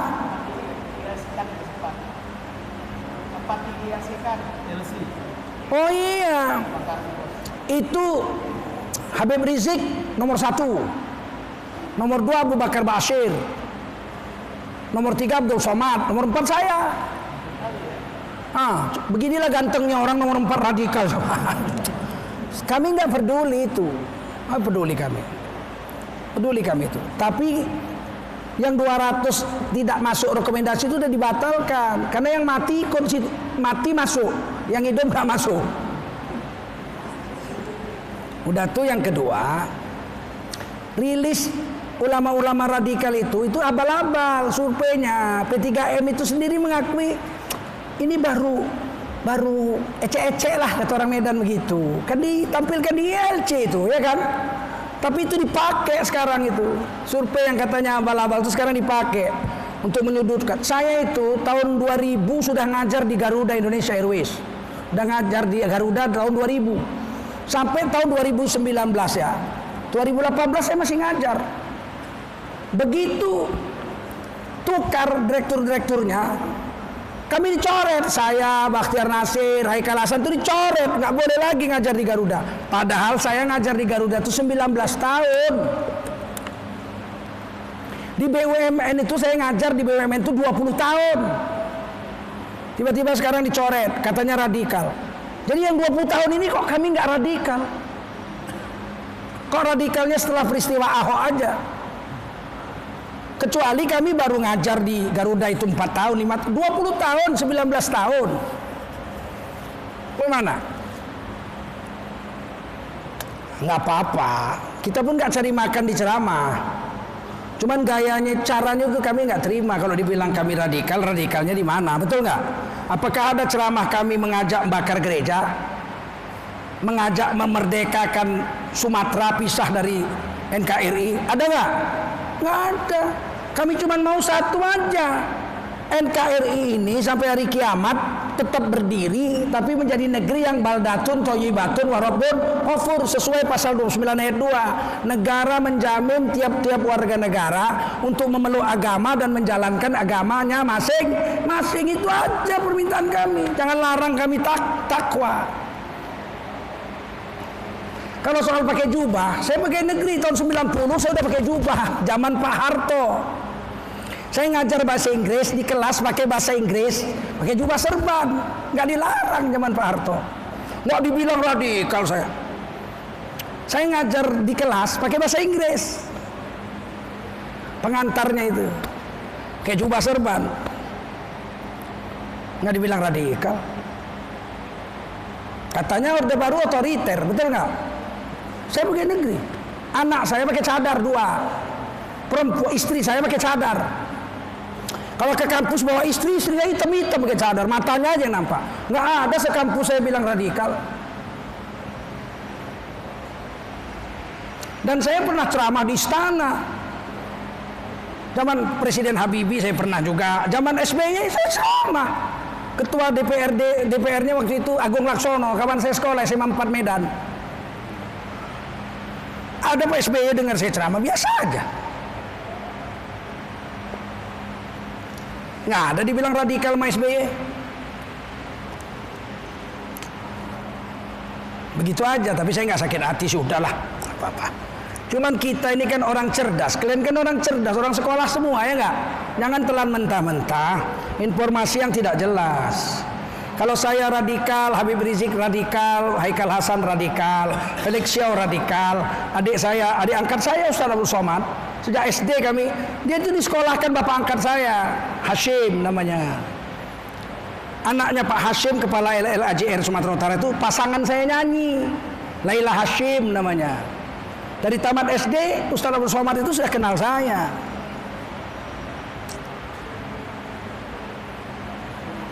Gitu aja. Yang lain, satu lagi terakhir.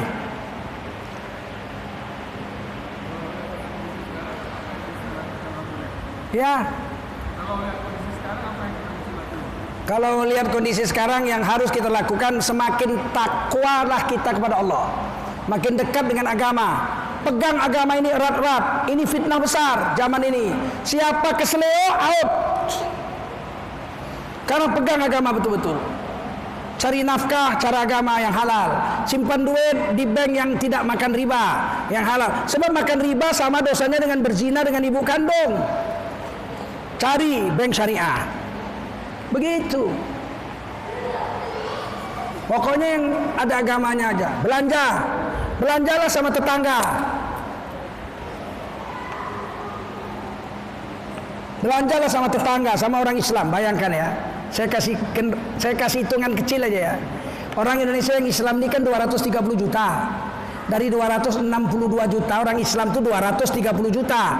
Seandainya makan minum kita perlu satu bulan 500 ribu. Murah lah itu ya, 17 ribu sehari.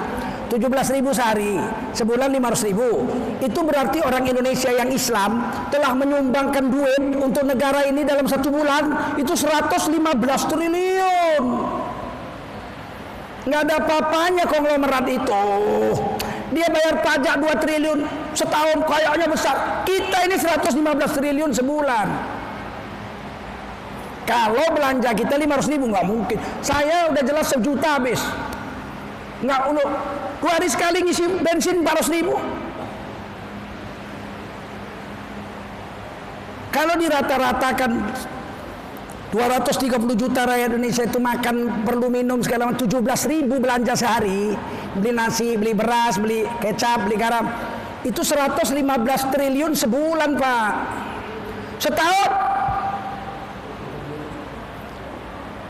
1.300 triliun. APBN kita cuma 1.800 triliun, itu pun defisit. Perubahan bulan 10 diubah lagi. Kalau rata-rata orang Islam perlu mengeluarkan uang 1 juta sebulan, itu berarti negara kita ini berutang jasa dengan orang Islam 230 triliun sebulan. Bayangkan kalau 115 triliun aja hanya beredar di tengah-tengah orang pribumi lah, maksudnya tetangga sebelah ya, beli telur tetangga sebelah, beli garam tetangga sebelah, beli kecap, nggak ada ke mall. Kira-kira 10 tahun akan datang orang Islam kaya nggak? Tapi perlu kesungguh-sungguhan. Dan kami ceramah begini, ini yang mereka benci. Dibilangnya menebar kebencian. Ngapain harus belanja sama orang-orang pribumi, orang Islam, tetangga? Kan ada mall, nyaman. Itu kan punya. Lu orang bikin orang rugi deh. Bilang ini Tengku Zulkarnain rasis, anti Cina. Loh, saya anak Cina kok anti Cina? Saya ini anak Cina, kalian nggak lihat sipit saya? Tapi Tengku bapak saya, kakek saya raja, bapak saya Tengku raja juga. Tapi ibu saya Cina, kakek nenek moyang saya Cina dari pihak ibu, paman saya, bibi saya, sepupu saya Cina semua. Masa saya benci sama Cina? Enggak. Saya cuma mau keadilan aja, keadilan sosial bagi seluruh rakyat Indonesia. Sekarang kan monopoli, padahal ada undang-undang anti monopoli, ada kan? Kenyataannya apa? Satu orang Taipan kita hitung lah, dia punya kebun sawit 1 juta hektar. 80 tahun hak konsesinya. Kalau dia jual sawit 1.000 aja sekilo, itu 1 bulan duitnya 2 triliun. Dia nggak jual sawit Pak, dia bikin pabrik CPO, pabrik minyak sawit. Pabriknya dia punya, dia olah di sini jadi minyak CPO. Kalau dia jual ke luar negeri dia dapat 2,5 triliun sebulan. Dia nggak jual CPO Pak, dia bikin jadi pabrik, dia bikin jadi minyak goreng, pabriknya dia punya. Kalau dia jual minyak goreng, dia dapat 3 triliun Pak. Udah dia bikin minyak goreng kan harus dibungkus plastik Pak. Dia nggak beli plastik dari orang Pak, dia bikin pabrik plastiknya dia punya sendiri Pak. Udah jadi pabrik plastik dia punya Pak. Kalau mau dijual ke kota harus dimasukkan kardus, betul nggak? Dia nggak pergi ke KPU minta kardus KPU, di sana banyak kardus Pak. Tapi dia bikin pabrik kardusnya sendiri dia punya Pak. Udah masuk kardus harus dibawa ke kota pakai angkot, pakai apa? Logistik, angkutan logistik. Dia nggak nyewa perusahaan logistik orang Pak. Dia bikin sendiri pabrik logistik. Pengangkutan dia punya Pak. Namanya holding company. Apalah namanya dia punya semua. Betul? Diangkut sampai kota harus dijual, dimasukkan ke mall. Dia nggak numpang di mall orang Pak. Mallnya dia punya. Ngerti? Mallnya dia punya. Mall cuma ada di kota. Untuk ke kampung-kampung mall nggak ada. Dia bikin Maret. Dia punya Pak. Sampai pinggir hutan tempat monyet kawin ada Maretnya Pak.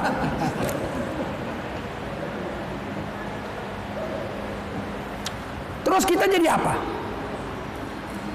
Kita cuma jadi kuli Pak. Jadi kuli, jadi supirnya, jadi. Dulu zaman Pak Harto komisarisnya wajib tentara. Saya dulu termasuk yang nggak senang saya. Ketika jumpa Pak Harto tuh saya tanya itu, kenapa mesti tentara Pak Mayor Jenderal, Letnan Jenderal ya kan, jadi komisaris di PT ini, BCA kan gitu. Sekarang baru saya tahu. Ini sawit ini semua dijual ke luar negeri, duitnya dolar, betul? Yang dijual kan barang kita nih, komoditas kita. Dijual ke luar negeri kan jadi duit dolar. Duitnya sekarang disimpan di Singapura. Kata Prabowo bocornya 1.000 triliun. Kata KPK bocornya 2.000 triliun. Ini jadi duit nggak disimpan di Indonesia, disimpan di luar negeri. Kalau komisarisnya jenderal, mana nih hasil duit jualan dalam 3 bulan ini, mana duitnya? Simpan Singapura, ku tembak kepala kau nanti. Mau kau bunuh negeri kami. Itu makanya dulu jenderal-jenderal itu didudukkan jadi komisaris. Sekarang nggak ada Pak, komisaris dia semua Pak, direktur dia semua. Nah inilah saya dibilang radikal karena saya ngerti begini. Uang saya S3-nya ekonomi kok. Gimana saya nggak ngerti begini? Jika kita ngomong gini dibilang wah menebar kebencian, anti Bhinneka Tunggal Ika, anti Cina lah segala macam. Tidak, saya mau berkeadilan sosial bagi seluruh rakyat Indonesia, bagi-bagi dong. Sekarang saya tanya, salahkah kami berpikiran begini? Mereka maunya Ustadz jangan urus-urus ekonomi, jangan urus-urus politik. Ustadz ceramah, sholat, zikir, baca Quran, mati. Kalau begitu Islam tidak rahmatan lil alamin dong, betul? Tidak ngurusin semua. Islam ini semua diurus, dari ujung rambut sampai ujung kuku. Setuju? Sampai sini aja. Semoga ada manfaat. Nggak apa-apa, saya senang di Bulungan walaupun nggak jadi di sekolah. Paling tidak kita tetap buat pengajian keluarga Bulungan. Stambuk paling tua 83 ya nggak? Paling muda stambuk berapa nih?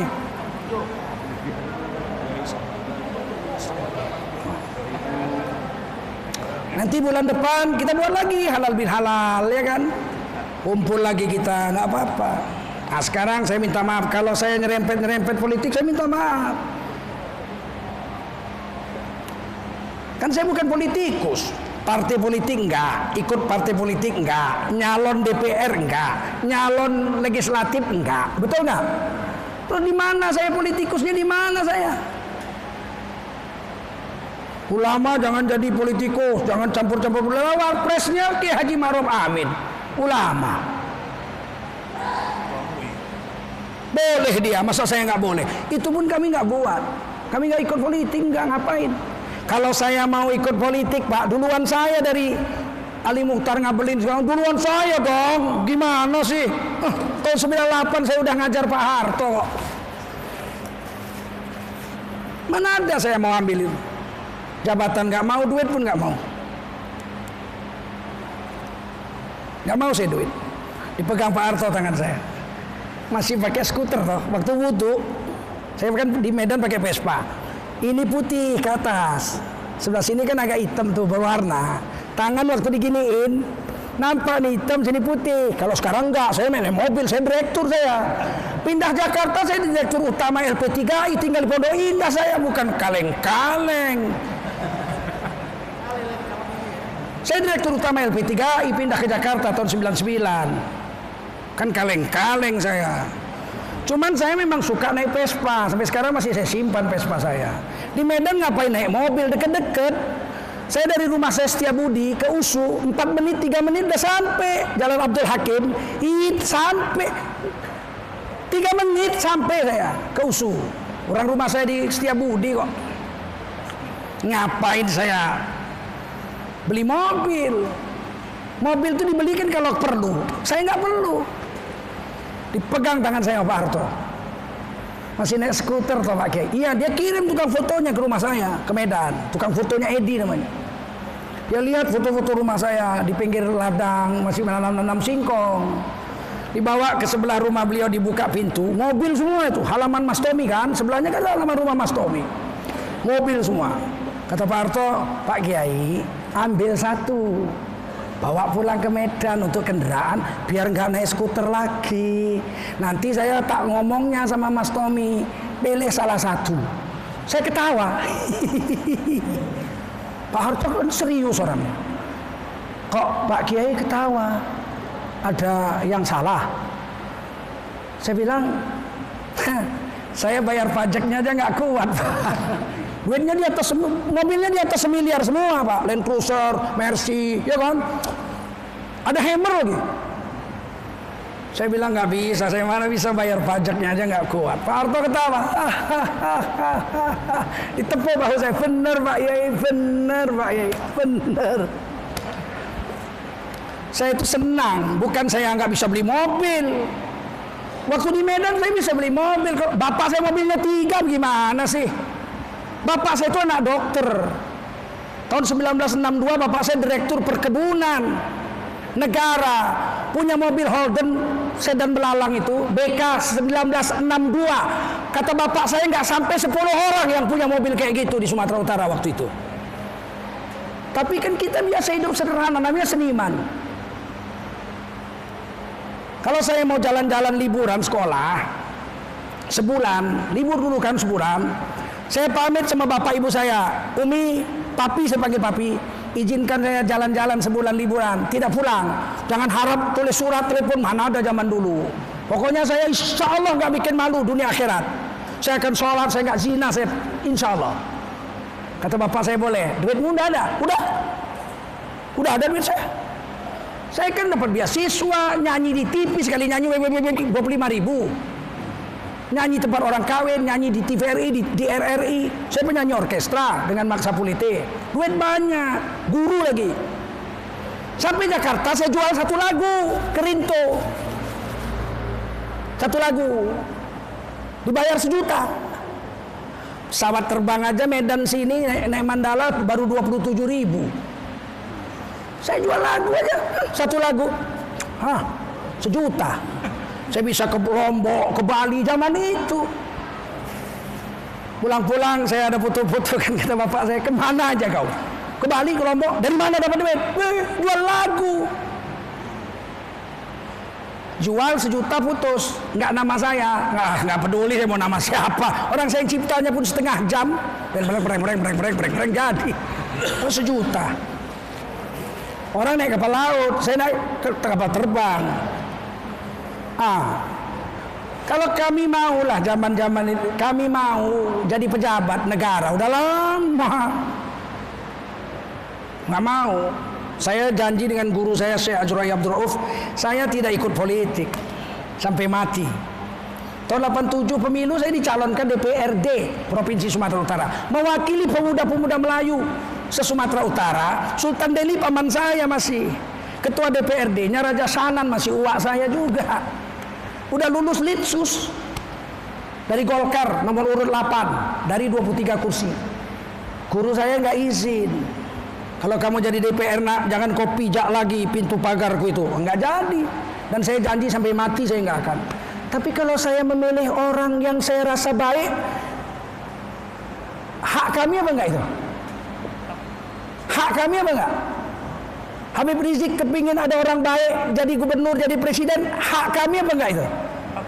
Hak kami kok dihalangi sih? Begitu aja. Jadi saya pikir karena kita semua orang sekolah, mari kita rasional, gitu aja. Apa yang saya ceramahkan malam ini merugikan orang? Nah, kan nggak ada. Dah sampai situ aja. Subhanallah bihamdih, subhanakallahumma wa bihamdika, asyhadu an la ilaha illa anta astaghfiruka wa atubu ilaik. Subhana rabbika rabbil izzati amma yasifun wa salamun alal mursalin walhamdulillahi rabbil alamin. Wassalamualaikum warahmatullahi wabarakatuh.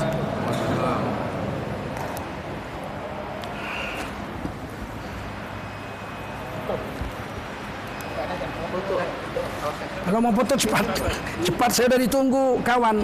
Ini. Ayo.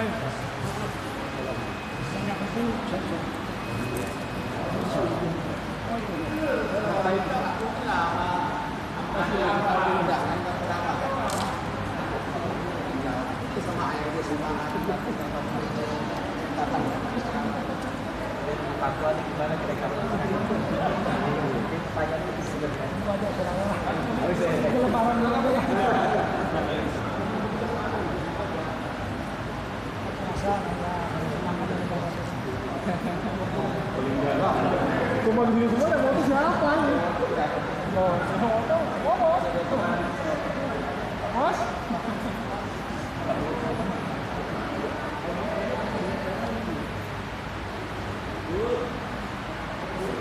Mas?